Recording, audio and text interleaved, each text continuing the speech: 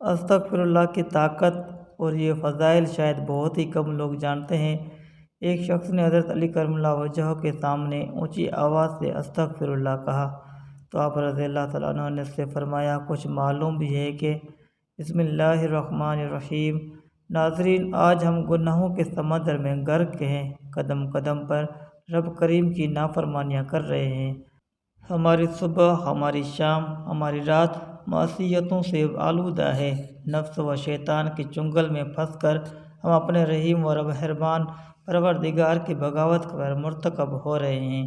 دنیا کی محبت نے ہمیں آخرت سے غافل کر رکھا ہے۔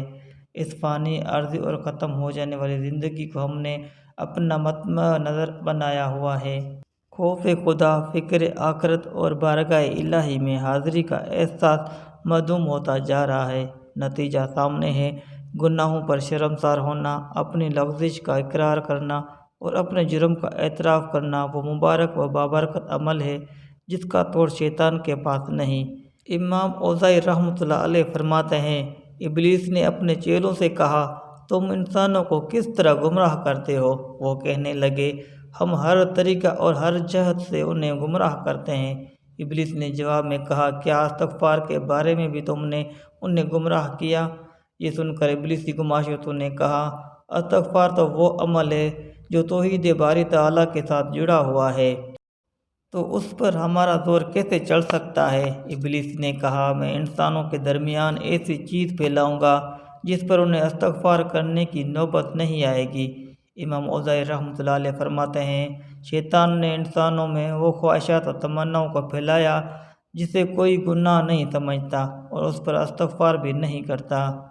حضرت ابو سعید خدری رضی اللہ تعالیٰ عنہ کی روایت ہے کہ جناب نبی کریم صلی اللہ تعالیٰ علیہ وآلہ وسلم نے ارشاد فرمایا، بے شک شیطان نے حق تعالیٰ سے کہا تھا، اے میرے رب، تیری عزت کی قسم، میں ہمیشہ تیرے بندوں کو گمراہ کرتا رہوں گا جب تک ان کی روحیں ان کے جسموں میں موجود رہے گی۔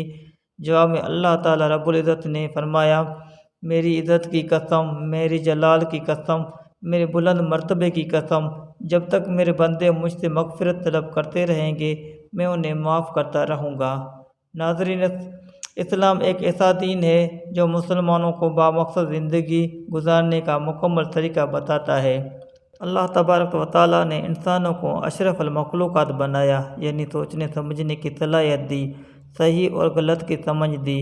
اب یہ انسانی عقل پر بات ہے کہ وہ اچھا کرتا ہے یا برا، لیکن انسان خطا کا پتلا ہے اور اللہ ہمیشہ اپنے بندوں کے ساتھ رحم کا معاملہ کرتا ہے، اس لیے اس نے مسلمانوں کے لیے ہدایت کا راستہ بھی کھلا رکھا ہے تاکہ اگر کوئی مسلمان گناہ کرے تو توبہ و استغفار سے اچھا راستہ پا سکے۔ استغفر اللہ، یا اللہ مجھ گنہگار کو بخش دے۔ یہ ایک سادہ جملہ ہے لیکن طاقتور دعا ہے۔ گناہوں کے بوجھ سے اگر دل بھاری ہے، ذہن پریشانیوں کا شکار ہو جائے تو استغفر اللہ کی ایک سادہ سی دعا آپ کے دل کو پرسکون کر دیتی ہے، جسے کسی بھی وقت جب بھی چاہیں پڑھ سکتے ہیں۔ بے شک توبہ و استغفار کرنے سے اللہ اپنے بندے پر رحمت کے دروازے کھول دیتا ہے۔ ہمارا دین ہمیں گناہوں سے بچنے کا درس دیتا ہے، لہذا اگر خلوص نیت کے ساتھ توبہ کی جائے تو اللہ کے بارگاہ میں وہ ضرور قبول ہوتی ہے اور گناہوں کا خاتمہ ہوتا ہے۔ اللہ تعالیٰ نے قرآن مجید میں مسلمانوں کی بھلائی کے لیے استغفار کے بہت بڑے بڑے فوائد بتائے ہیں۔ استغفر اللہ رحمت کے دروازے کھول دیتا ہے۔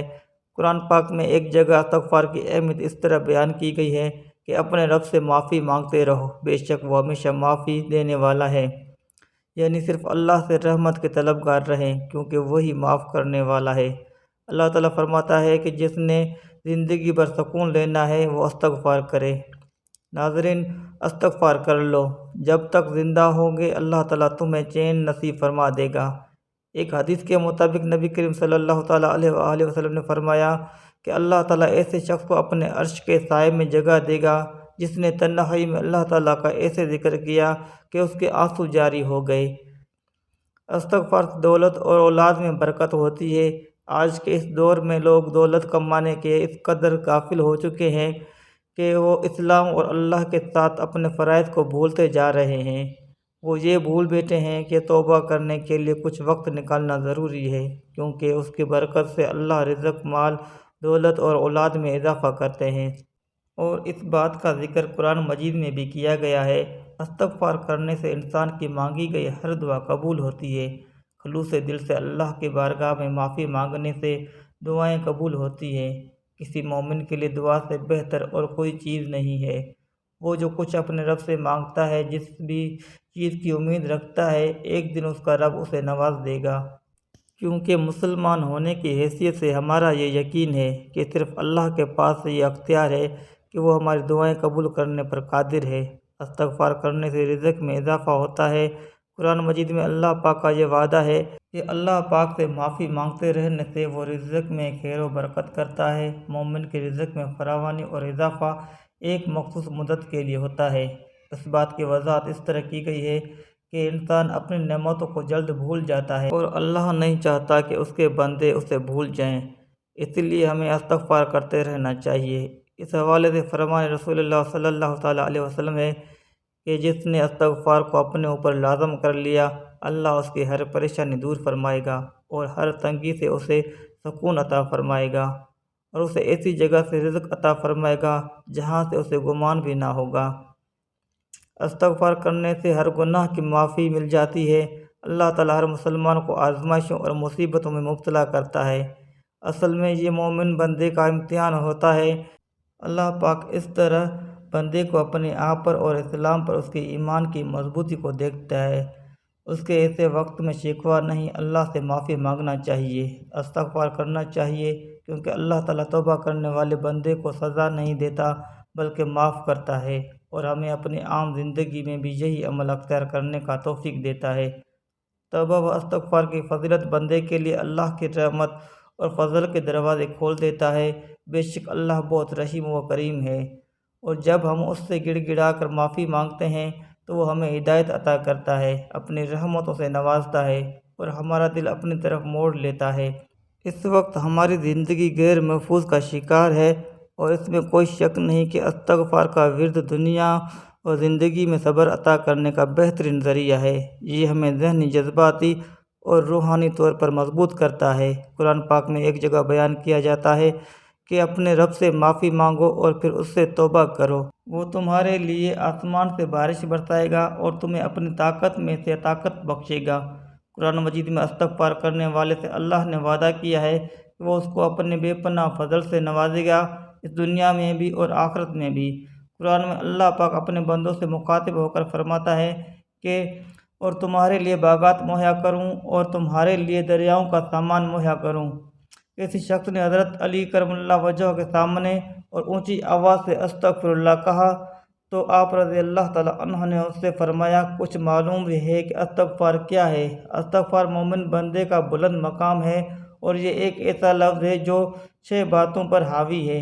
اول یہ کہ جو ہو چکا اس پر شرمندہ ہونا، دوسرا یہ کہ ہمیشہ کے لیے گناہ نہ کرنے کا پکا ارادہ کر چکا ہو، تیسرا یہ کہ مخلوق کے حقوق ادا کرنا، یہاں تک کہ اللہ کے حضور میں اس حالت میں پہنچو کہ تمہارا دامن پاک صاف ہو اور تمہاری کوئی پکڑ نہ ہو، چوتھا یہ کہ جو تم پر فرض کیے ہوئے تھے اور تم نے انہیں ضائع کر دیا تھا، انہیں اب پوری طرح ادا کرو، اور پانچواں یہ کہ جو گوشت حرام سے پرورش پاتا رہا اس کو غم و ندامت سے پگلاؤ، یہاں تک کہ کھال کو ہڈیوں سے ملا دو کہ پھر سے ان دونوں کے درمیان نیا گوشت پیدا ہو، اور چھٹا یہ کہ اپنے جسم کو اطاعت کے رنج سے آشنا کرو جس طرح اس سے گناہ کی شیرینی سے لذت اندوز کیا ہے، اور پھر کہو استغفر اللہ۔ ناظرین، اس فرمان سے یہ مطلب ہرگز نہ لیا جائے کہ استغفار نہیں پڑھنا چاہیے یا بلند آواز میں استغفار پڑھنے میں کوئی برائی ہے، بلکہ یہ فرمان استغفار و استغفار پڑھنے والے کا صحیح مقام پہچاننے اور اپنے قول میں سچے ہونے کا تقاضا کرتا ہے۔ اس فرمان میں اس جانب اشارہ ہے کہ جب تک تو نے دنیا سے جو گناہ اور فریب کا جہان ہے منہ ہی نہیں موڑا، گزشتہ خطاؤں سے سچے دل سے توبہ ہی نہیں کی، تو کس حق سے اللہ سے مغفرت کا طلبگار ہو رہا ہے؟ ساتھ ساتھ اس جانب بھی اشارہ ہے کہ بھری محفل میں بآواز بلند استغفار کہنے میں نفس کی خواہش چھپی ہوئی ہو سکتی ہے کہ لوگ میری زبان سے استغفار سن کر مجھے پاک باز سمجھیں گے۔ اس کے ساتھ ساتھ آپ رضی اللہ تعالیٰ عنہ نے بلند مقام والے لوگوں کی نشاندہی بھی فرما دی کہ ایسے لوگ اللہ سے مغفرت طلب کرنے کے حقدار ہیں جو گناہ کے جہان سے خود کو الگ کر چکے ہیں، ورنہ جس نے گناہ کا ارادہ ہی نہیں چھوڑا، جس نے اللہ کی جانب منہ ہی نہیں پھیرا، اس کا یہ کہنا ہی درست نہیں کہ میں اللہ سے مغفرت کا طلبگار ہوں۔ ان دونوں کے درمیان نیا گوشت پیدا ہو۔ اور چھٹا یہ کہ اپنے جسم کو اطاعت کے رنج سے آشنا کرو، جس طرح اسے گناہ کی شیرنی سے لذت اندوز کیا ہے، اور پھر کہو استغفر اللہ۔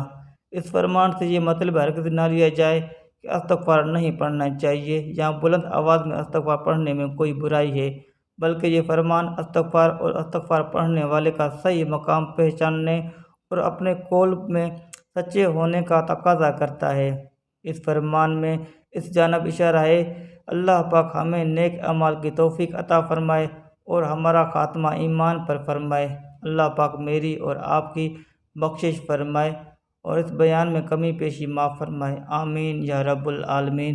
ناظرین کرام، کمنٹ باکس میں اللہ تعالیٰ کے 99 ناموں میں سے ایک نام ضرور ٹائپ کریں۔ وآخر دعوانا الحمدللہ رب العالمین۔